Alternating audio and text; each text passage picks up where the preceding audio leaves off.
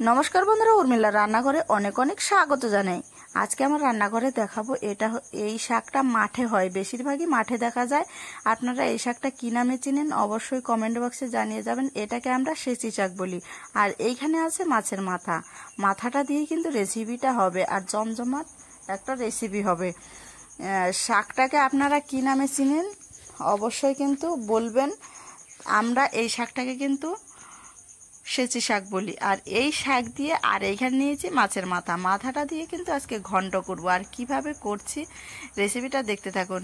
প্রথমে আমি শাকটাকে ধুয়ে সুন্দর করে কুচি কুচি করে কেটে নিচ্ছি।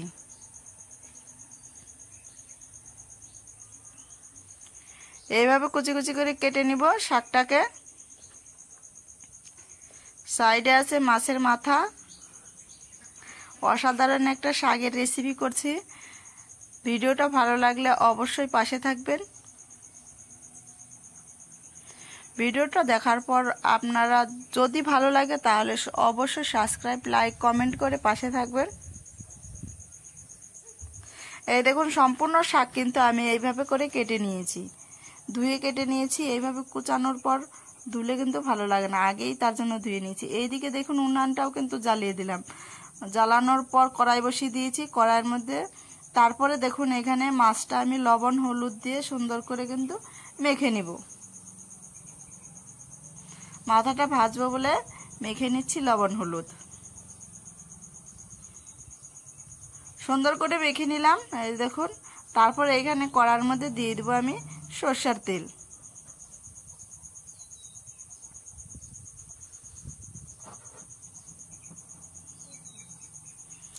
তেলটা একটু নেড়ে চেড়ে দিচ্ছি। তারপরে দেখুন তেলটাও গরম হয়ে এসছে। আমি তেলের মধ্যে দিয়ে দিব মাছের মাথাটা। দিয়ে আমি সুন্দর করে মাছটাকে কিন্তু ভেজে নামিয়ে ফেলবো। অনেকেই তো অনেক রকম রেসিপি দেখিয়েছে। এই রেসিপিটা আপনারা দেখে একবার বাড়িতে ট্রাই করে দেখবেন, অবশ্যই কিন্তু রেসিপিটা কিন্তু ভালো লাগবে। এই দেখুন নামিয়ে ফেললাম মাছের মাথাটা। তারপরে ওই তেলের মধ্যে আমি দিয়ে দিব কালো জিরে আর একটা হচ্ছে শুকনো লঙ্কা ফোড়ন দিয়েছি। শুকনো লঙ্কা এখানে না দিলেও হয়। তো তারপরে দেখুন কাঁচা লঙ্কা ফাটানো দেব।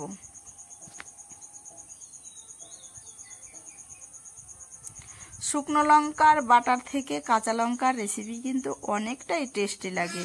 তো তারপরে দেখুন একটু হালকা একটু ভেজে নেওয়ার পর কুচানো শাকগুলো আমি দিয়ে দিচ্ছি। সেচি শাক, আমরা কিন্তু এই শাকটাকে সেচি শাকই বলি। তারপরে একটু হালকা নেড়ে চেড়ে দিব। নেড়ে চেড়ে দেওয়ার পর এই যে দেখুন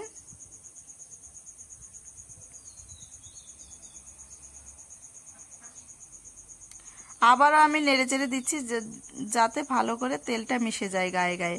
তারপরে দেখুন এখানে দিয়ে দিব লবণ আর কিন্তু হলুদ দেব। এখানে হলুদটা না দিলেও হয়, আমি একটু দিলাম যেহেতু মাছের মাথাটা দিচ্ছি তার জন্য। শাক জাতীয় জিনিস সবুজ খেতেই কিন্তু ভালো লাগে। এখানে আপনারা চাইলে কিন্তু হলুদটা নাও দিতে পারেন। তো তারপরে দেখুন আমি একটু হালকা দিয়েছি। দেওয়ার পর আমি একটু নেড়ে চেড়ে নিব।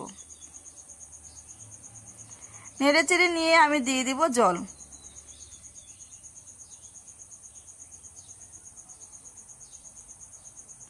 জলটা দিয়ে আমি একটু সুন্দরভাবে নেড়ে চেড়ে দিয়ে এই দেখুন জলটা যখন ফুটবে একটু ফুটিয়ে নিচ্ছি জলটা। তারপর দেখুন এই যে ভেজে রাখা মাছটাকে আমি ভেঙে দিয়ে দিব। যেহেতু ঘন্ট করব ভেঙেই দিতে হবে।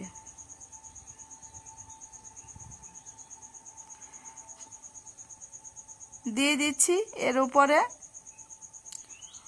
অল্প সময়ে অল্প টাইমে কিন্তু দারুণ একটা রেসিপি, আর খেতেও কিন্তু এই রেসিপিটা ভালো লাগে।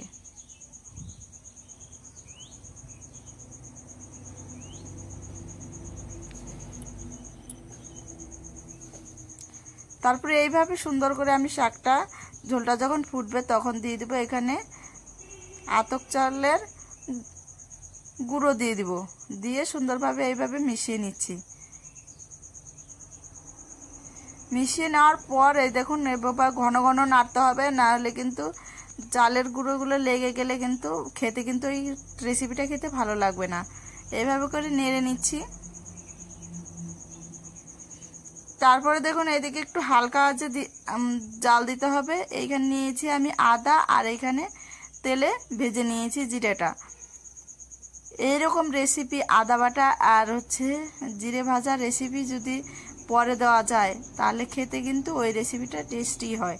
তো তারপরে দেখুন আমি একটু নেড়ে চেড়ে কিন্তু নামিয়ে ফেলবো। 1 মিনিটের মতো আদা বাটা আর জিরে বাটাটা দিয়ে 1 মিনিটের মতো জাল দিব, তারপরে কিন্তু নামিয়ে ফেলবো এরকম।